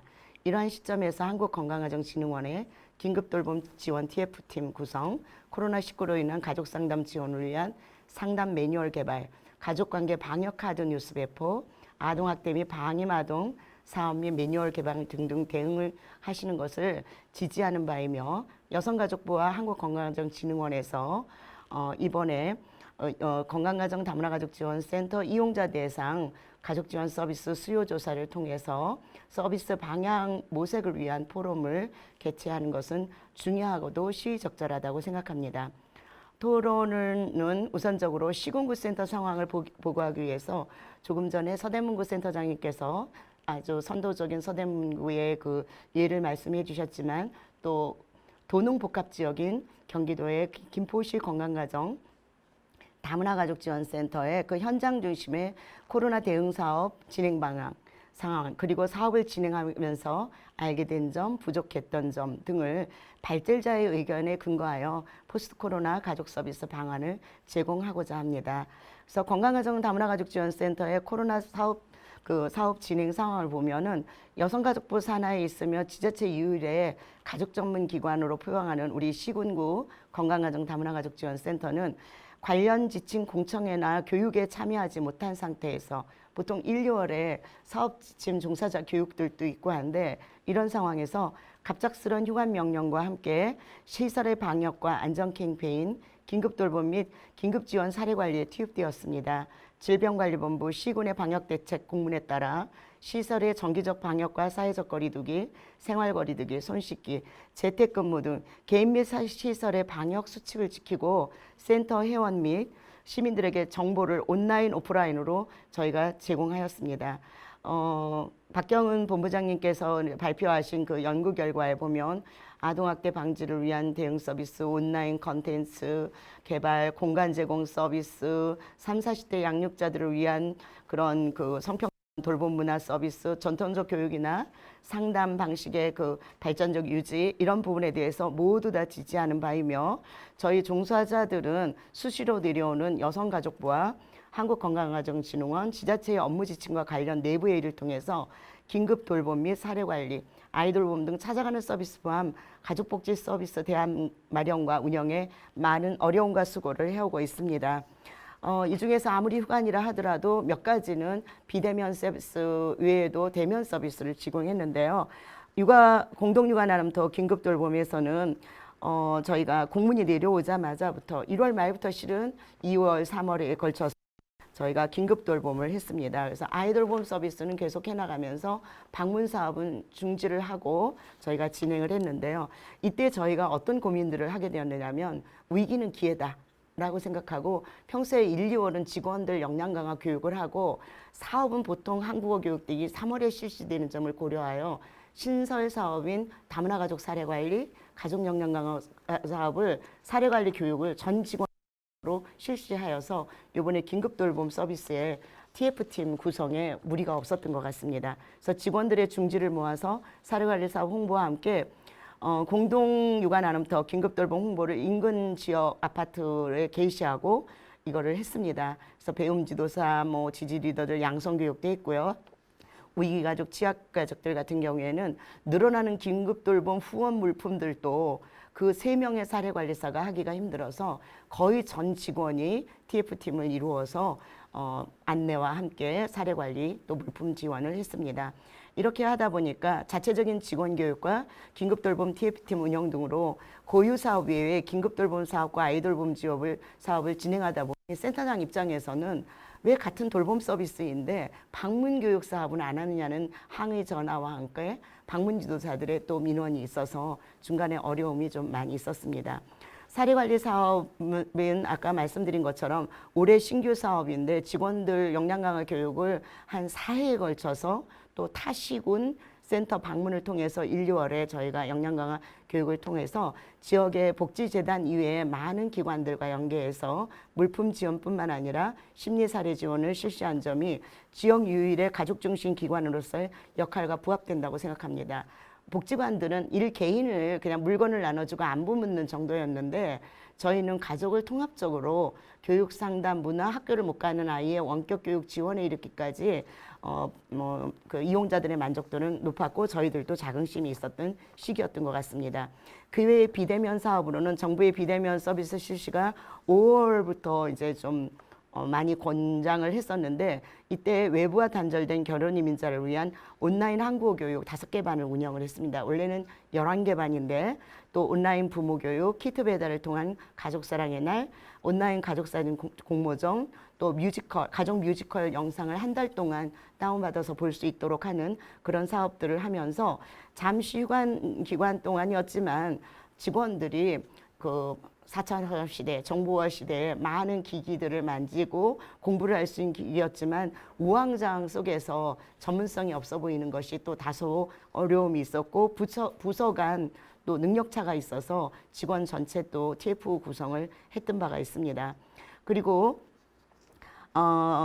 온라인 그다음에 방문 교육, 아이돌봄 지원 사업 및 상담 등 소수 대면 사업에 있어서는 휴관 기간 초기에는 다문화 가정의 방문 교육 지원 사업은 잠시 휴관 후 4월부터 이루어졌는데 문제는 종사자와 방문 지도사, 아이돌봄이들의 안전에 대한 우려에도 불구하고 이용자 돌봄의 어려움을 고려해 저희가 긴급 돌봄과 방문 지원 사업, 아이돌봄 서비스를 병행 실시했습니다.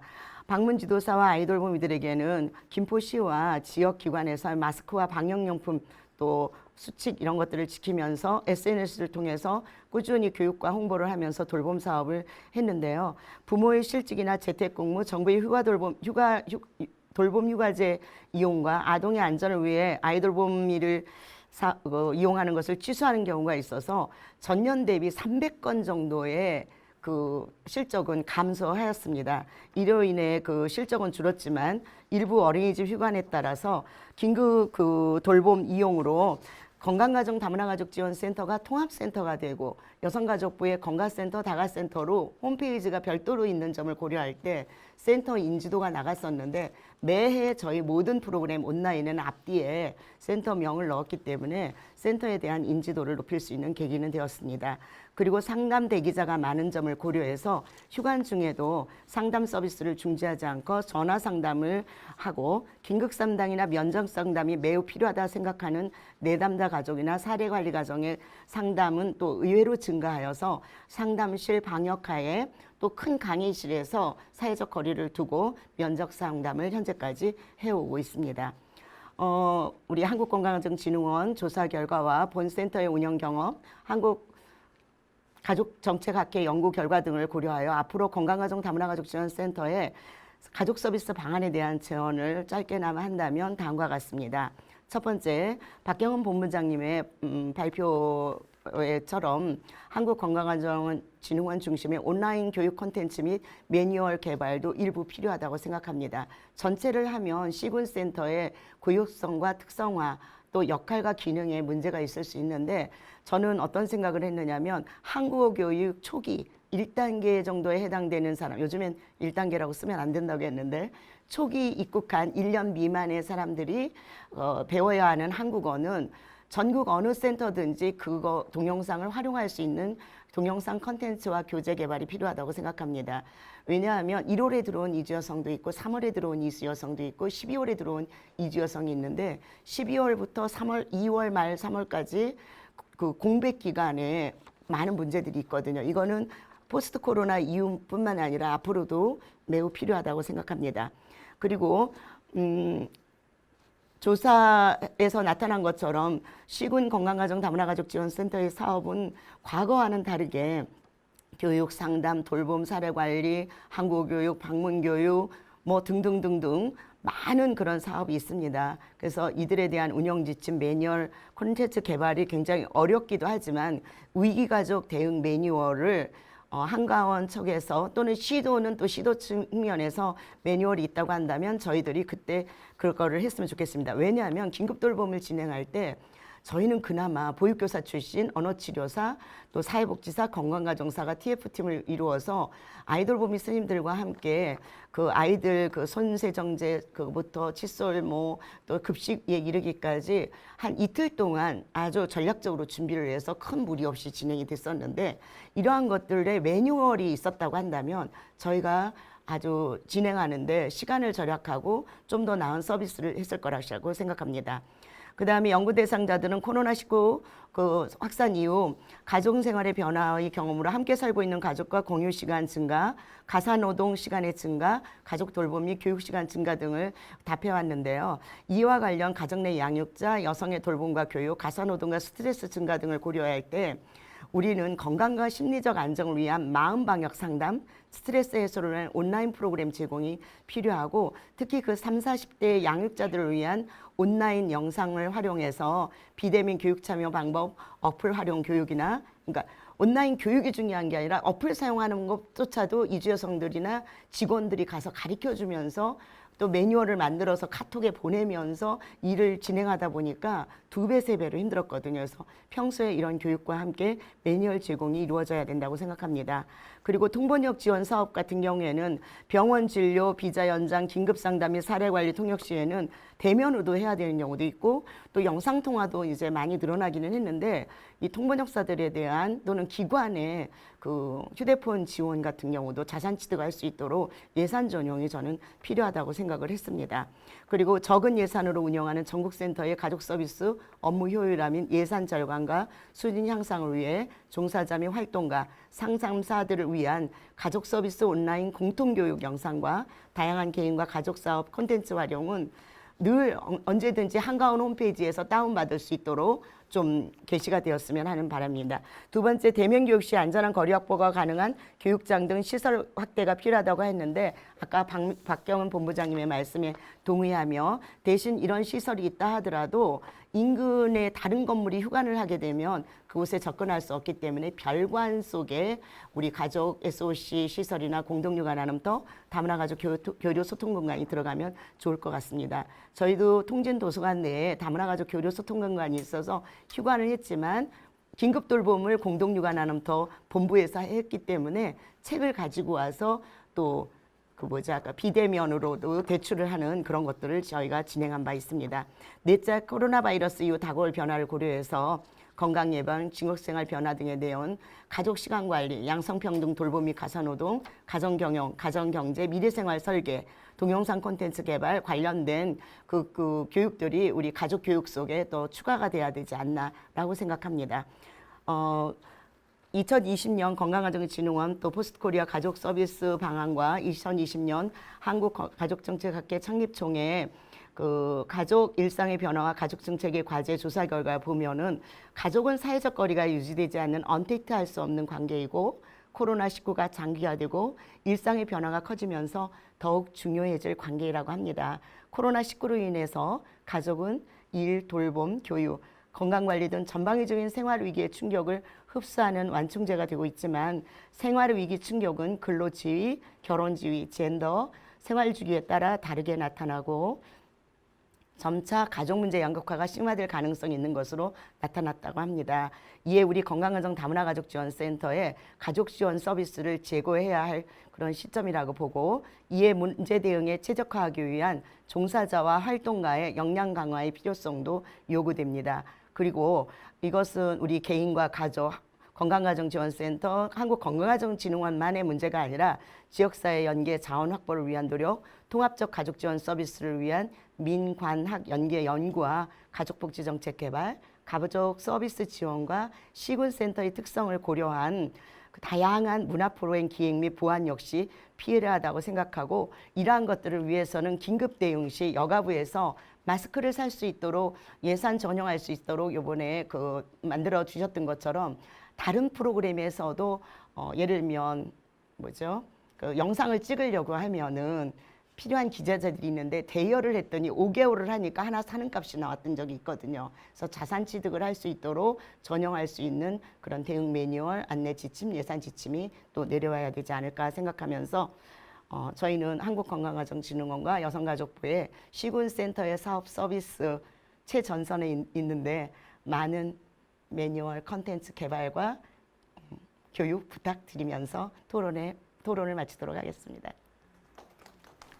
네, 우리 김연아 센터장님 열정적으로 현장의 경험을 바탕으로 토론을 해주셨는데요. 역시 30, 40대 양육자들의 그 부담, 그분들한테 다가갈 수 있는 긴급 돌봄 지원, 이게 앞으로도 큰 숙제일 것 같고, 현장에서 일하시면서 그런 뭐 실무적인 지원도 좀 더 세심하게 제공됐으면 좋겠다. 그런 말씀도 같이 주셨습니다. 오늘 마지막으로 이인수 심리상담연구소의 이인수 원장님께서 비대면 가족 상담의 문제점과 전망 이런 거에 대해서 또 귀한 토론을 해주시겠습니다. 네, 네. 10분 이내로 부탁드리겠습니다. 네.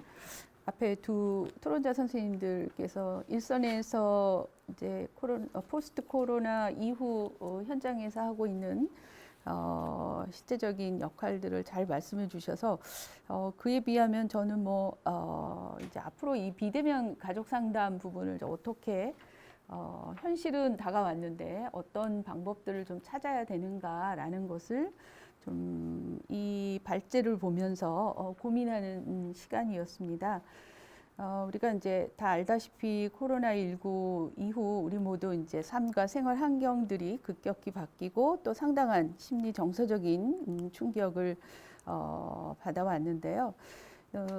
이러한 부분에 대해서 이제 방역을 위해서 고강도 사회적 거리두기를 취하고 또 불가피한 조치였지만 그로 인한 이동 제한이나 재택근무, 개학 연기 등 가족 내 양육과 돌봄, 가족 간 가사노동, 또 가족 구성원 간의 역할 갈등으로 가족 간의 관계 갈등 및 또 다양한 가족 문제를 발생시키고 있습니다.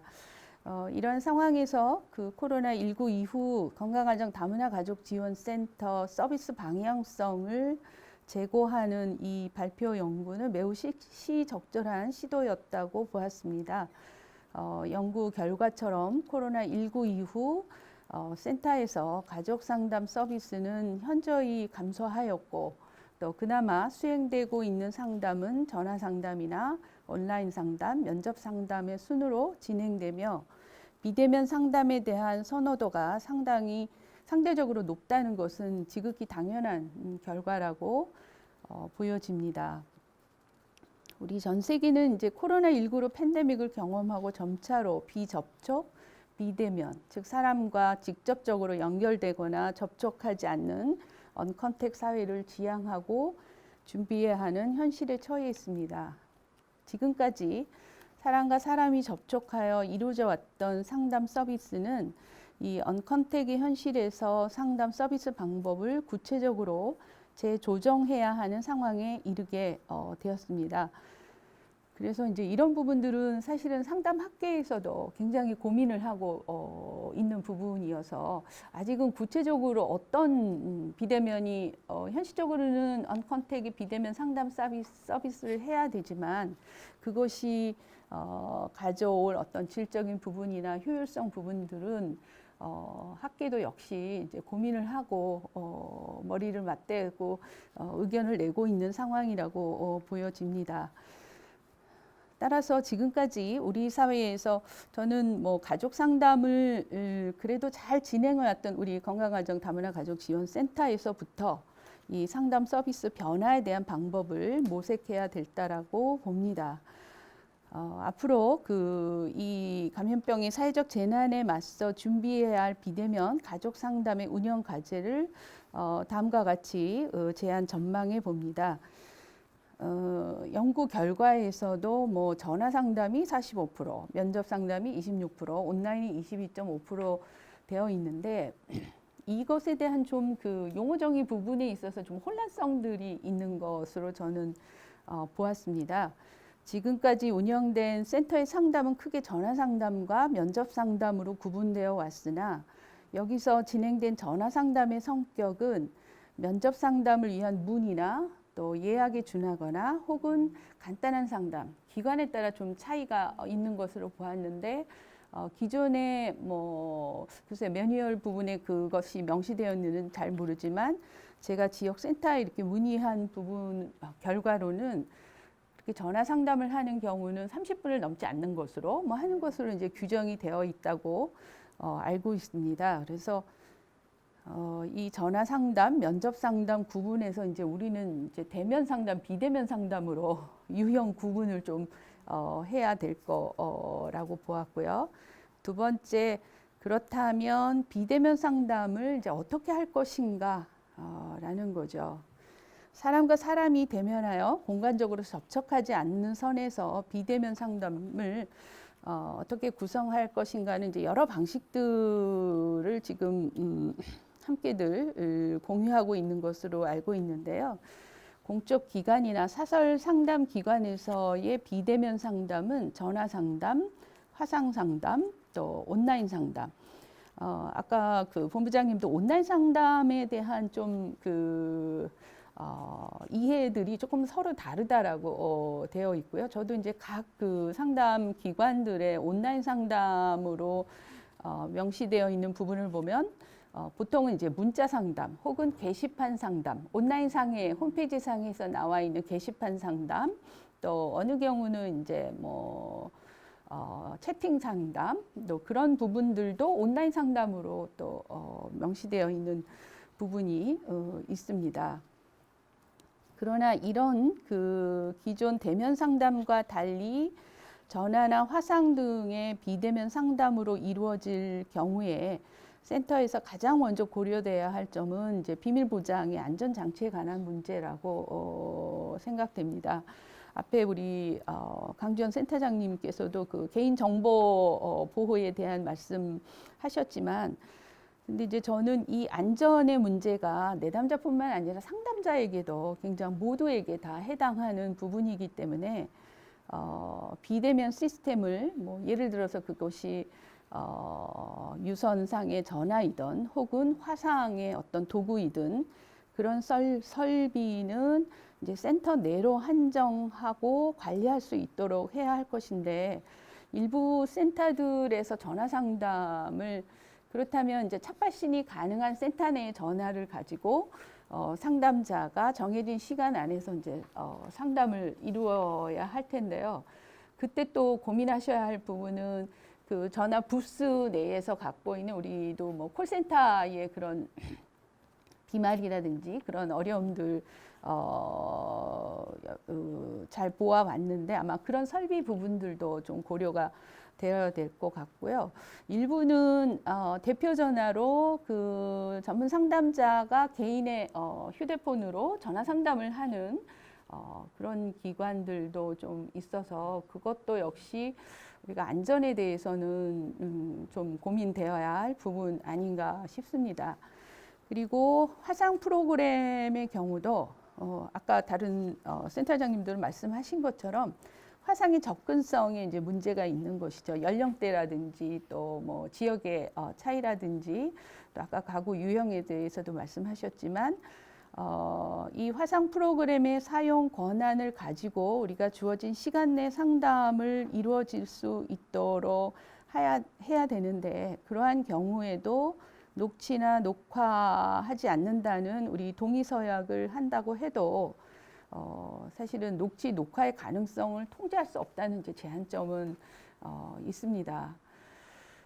물론 이제 기존에 우리가 대면 상담으로 사람과 사람이 얼굴을 마주하고 이루어져 왔던 전통적인 상담 방식으로서의 뭐 상담 개입에 있어서 어떤 질적인 부분에서는 비대면 상담이 갖고 있는 제한점은 저는 있다고 보여집니다. 그렇다고 본다면 현실적으로 비대면 상담이 안전의 문제라든지 그런 것들을 통제하고 비대면 상담을 하게 된다고 한다면 저는 상담자도 비대면 상담으로서의 개입 부분에 대해서 보다 더 전문적으로 학습하고 준비해야 하는 것으로 보고 있습니다.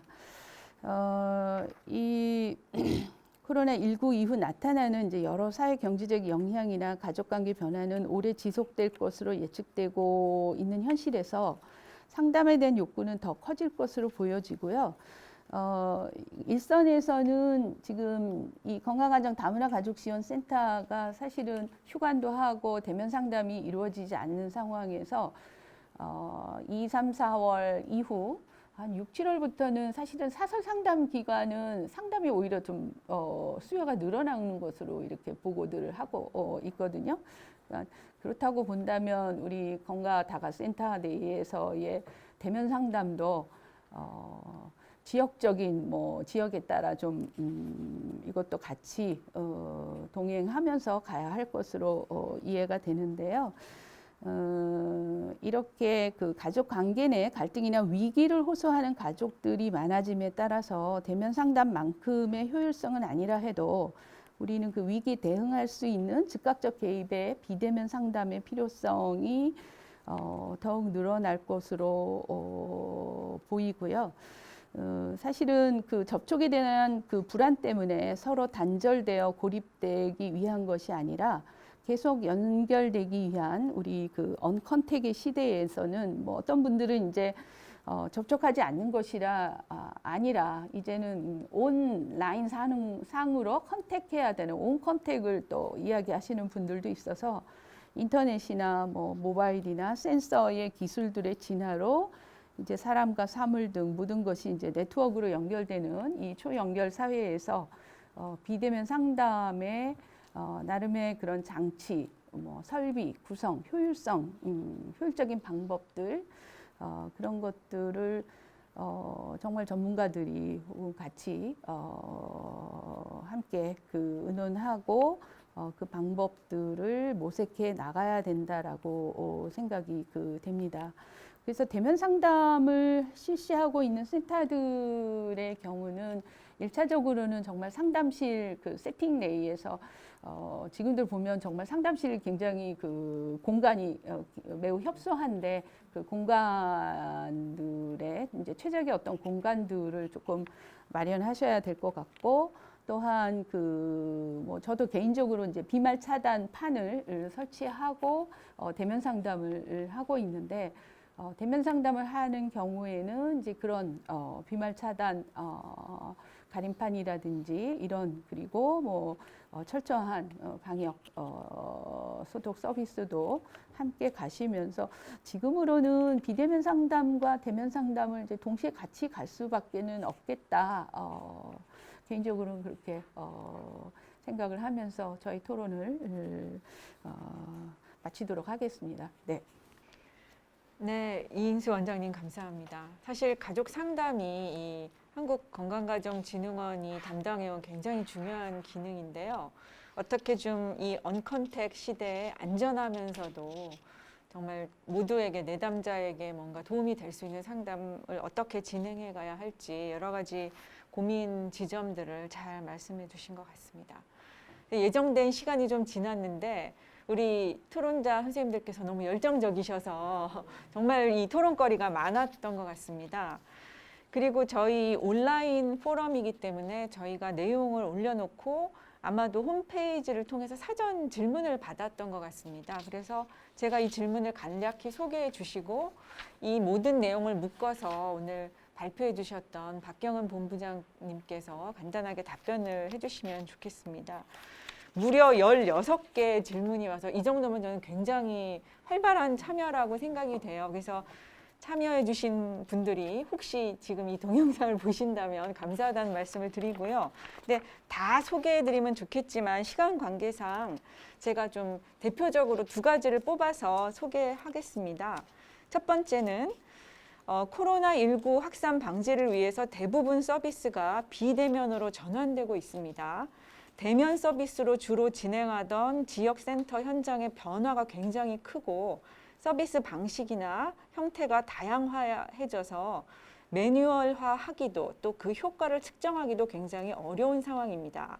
이 시점에서 현장의 가족 서비스가 놓치지 말아야 할 중요한 원칙, 가치, 기준이 있다면 무엇일까요? 지금 리스트상의 5번 질문입니다. 아주 중요한 문제를 짚어주신 질문인 것 같고요. 그 다음에 또 하나는 이제 리스트상의 10번 질문인데요. 지금 이제 비대면으로 여러 가지로 전환해서 사업을 하다 보니까 온라인을 많이 이용하게 되는데 이렇게 새로운 사업을 하는 것이 의미도 크지만 디지털 기기 사용이 어려운 대상자들의 경우에는 더욱 소외되고 있다는 고민이 듭니다. 그래서 비대면으로 이루어지는 가족 서비스를 전달할 때 이 소외되는 분들의 문제, 이 문제를 줄일 수 있는 방법은 무엇이 있을까요? 이런 질문을 해주셨습니다. 앞에 토론단 선생님들도 이 부분을 많이 언급을 해주셨던 것 같은데요. 그러면 오늘 발표해 주셨던 박경은 본부장님께 마이크를 넘기겠습니다. 정말 지역 이걸 보면 토론도 그렇고 여러 가지 상황을 봤을 때 정말 지역에 계신 우리 센터 직원분들의 책임감과 또 거기에 따른 대응에 대해서 다시 한번 감사를 드리고, 근데 이제 전반적으로 어쨌든 세 분 모두 동안에 이러한 관련된 내용이 있을 때 좀 다른 데서 어떤 큰 의제를 던지면 거기에 대한 우리의 대응으로 좀 이렇게 좀 따라가는 입장이었다면, 우리가 좀 어쨌든 직접 이용자들이 답한 내용을 가지고 좀 이러한 실증 자료가 나왔다는 것에 다들 조금 좀 센터별로 또 적응점이 있겠다라는 점을 반갑게 맞아 주셔서 감사하게 생각을 하고, 또 오늘이 이제 이게 시작점인 것 같습니다. 근데 전반적인 걸 어쨌든 간략하게 좀 고민을 해본 거는 다 같이 이걸 다 모든 문제를 다 해결을 다 중요한, 정말 16개가 다 중요하고 다 중요하신 말씀이신데, 어쨌든 지금 현재 장기화가 되고 나서 강력한 사회적 거리두기부터 조금 완화가 되다가 이제 문은 열은 상태에서 전면적인 휴가는 어렵지만 계속해서 또 강력한 기조나 이런 부분들이 있을 것 같아요. 그래서 지금도 다시 산발적인 거가 되고, 또 9월에 다시 9월 이후부터 또 어떤 상태가 될지 모른다고 하기 때문에 우리 본부에서 다 모든 걸 포괄할 수는 없겠지만, 현재 사회적 거리와 두기로 단계별로 사회적 거리가 나올 때마다 센터가 어느 부분까지 사업을 할 수 있는지에 대해서 조금 그래도 가이드가 나올 수 있도록 저희가 여성가족부와 담당하는 분들께 좀 적극적으로 건의를 좀 해야 되지 않겠느냐. 가령 1단계에서는 모든 긴급을 돌봄을 제외한 모든 대면 서비스는 중단한다든가, 아니면 3단계에서는 제한된 상황에서의 대면 서비스나 아니면 직접 가정방문 어느 정도까지를 한다든가 하는 우리 나름의 그게 있어야 될 것 같아요. 그래야 여기 질문 중에서도 방역이 중요하냐, 필요한 사람을 돕는 게 중요하냐는데 진짜 둘 다 중요한 상황이잖아요. 그런데 우리가 이제 너무나 가슴이 아파서 도와주려고 하지만 그로 인해서 다시 이제 팬데믹 상황에서는 위험한 행동을 스스로 할 수 있는 거기 때문에, 일단 정부의 지침을 준수하는 측면에서 센터가 그냥 각계전투를 하도록 하기보다는 이제 그 조치별로 어느 수준까지를 공개하거나 아니면 비대면으로 가야 되거나 해야 되는 부분에 대해서 조금 한번 정리를 하고 넘어갈 수 있으면 어떨까 해서, 저희도 이제 어쨌든 그런 기회가 있을 때 이런 부분에 대해서 좀 맞출 수 있는 방안들에 대해서 같이 좀 새삼스럽게 더 제안을 한번 해봐야 될 것 같고요. 그다음 두 번째는 이제 뎁스, 그러니까 이 서비스의 범위와 깊이에 대해서 진짜 다시 고민해야 되겠다는 생각을 이제 하게 됐습니다. 그러니까 일상으로 침투한다는 건 정말 범위를 정할 수 없다라는 선언이고요.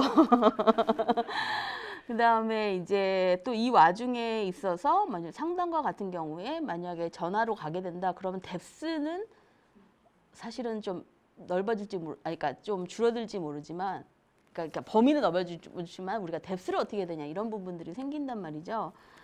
그러다 보니까 또 공간의 문제도 그렇고, 그러다 보니 이제 저는 지금 5번을 딱 집어주는 제일 어려운 거긴 한데, 현장의 가족 서비스가 놓치지 말아야 중요한 원칙이나 가치는 다 중요하겠지만은 이제 여기서는 가족이 이제 계속해서 어쨌든 결혼도 안 하는 상황이고 어떤 상황이 될지는 모르는 상황에서는 어쨌든 가장 중요한 미성년자 혹은 이제 그 지금 현재의 그 서비스가 필요한 사람들을 위한 기능이 끊어지지 않을 수 있게 해주는 방법이 제일 중요하다고 보고, 그것이 형태나 상황에 차별 없이 가야 된다. 그래서 저희가 세상 모든 가족과 함께 한다는 게 선언적으로 진짜 그러면 모든 생각할 수 있는 가상의 그 가족 형태를 만들어서 다 같이 가야 되냐 이런 얘기를 의미하는 건 아니잖아요. 그런 상황에서는 따라서 정말 일상으로 투입한다는 건 모든 가족의 일상으로 투입한다는 게 아니라 그 지금 필요한 그 기능이 필요한 사람들에게 필요한 거는 앞뒤를 따지지 않고 긴급하게 지원할 것은 지원해 줘야 된다. 근데 그 다음에 갔을 때는 매뉴얼을 통해서 뎁스는 좀 정리가 필요하겠구나 이런 생각이 들고 그런 면에서 특히나 이제 상담 면에서는 빨리 정말 뎁스 정리가 필요하겠구나 이런 생각이 들었습니다. 그래서 필요할 때 누구나 접근을 하는 부분에 있어서는 온라인으로 우리 전체 모든 서비스가 다 통화하되 그다음에 긴급하게 들어가야 되는 서비스에서 어디까지의 그 뎁스를 정해줄 것이냐 이게 아마 이제 아파 장기화에 이제 완전히 이런 백신이 나와서 안전하게 될 때까지 그 부분에 대해서 계속 해야 되는데 그런데 그게 이제 한 번 정해지고 나면 완전히 그냥 딱 이렇게 의제가 닫히는 문제가 아니라 계속 의제를 올려야 되는 거다 보니까 센터에서는 아무래도 이제 뭐 크리스탈 클리어한 상태로 이거를 다 받으실 수는 없다는 점을 같이 이해하고 같이 노력을 해야 되지 않나라는 생각이 들었습니다. 그래서 어쨌든 센터와 관련돼서는 지금 현재 사회적으로 통용되고 있는 조치별 단계에 따라서 서비스 범위를 어디까지 할 건지에 대해서는 적어도 가이드라인을 주도록 저희가 안을 좀 마련해 보는 것이 필요하겠다. 그 다음에 장기적으로는 어쨌든 뎁스를 좀 정하는 일에 대해서 센터가 너무 개별적으로 고민하지 않도록 매뉴얼화하는 부분들이 필요하겠다. 이런 정도로 오늘 조금 마무리하고 싶습니다. 네. 네, 감사합니다. 혹시 우리 토론자 선생님들께서 꼭 더 하고 싶은 말씀이 있으실까요? 그러면 오늘 이렇게 마무리를 지어도 되겠습니까? 네. 오늘 진짜 이렇게 발표도 아주 풍부한 내용이었고 좋은 토론을 해주셔서 너무 감사드리고요. 제가 연구자로서 마지막으로 한마디 보탠다면 지금 현장에서 필요한 자원들이나 새로운 매뉴얼, 시스템적인 지원 이런 것이 되려면 사회적 관심이 좀 있어야 되는데요. 오늘 발표 중에 코로나 이후에 가족 생활에서 여러 가지 스트레스를 느끼고 돌봄이나 가사에서 부담을 느끼고 있다. 그리고 그 부담을 가장 많이 느끼는 분은 여성이고 30, 40대다. 이런 내용이 의외로 별로 알려져 있지 않습니다. 그래서 그런 부분을 널리 좀 언론이나 이런 거를 통해서 널리 홍보해 주시고 그렇기 때문에 이런 일선의 센터에서 제공되는 서비스가 매우 중요하다. 이런 그 논의가 좀 활발하게 공유되기를 바라면서 오늘 이 온라인 세미나, 온라인 포럼이군요. 네, 온라인 포럼을 마치도록 하겠습니다. 뎁스가 글로 가면 되겠네요. 네, 감사합니다. 모두 감사합니다. 수고하셨습니다. 네, 수고하셨습니다.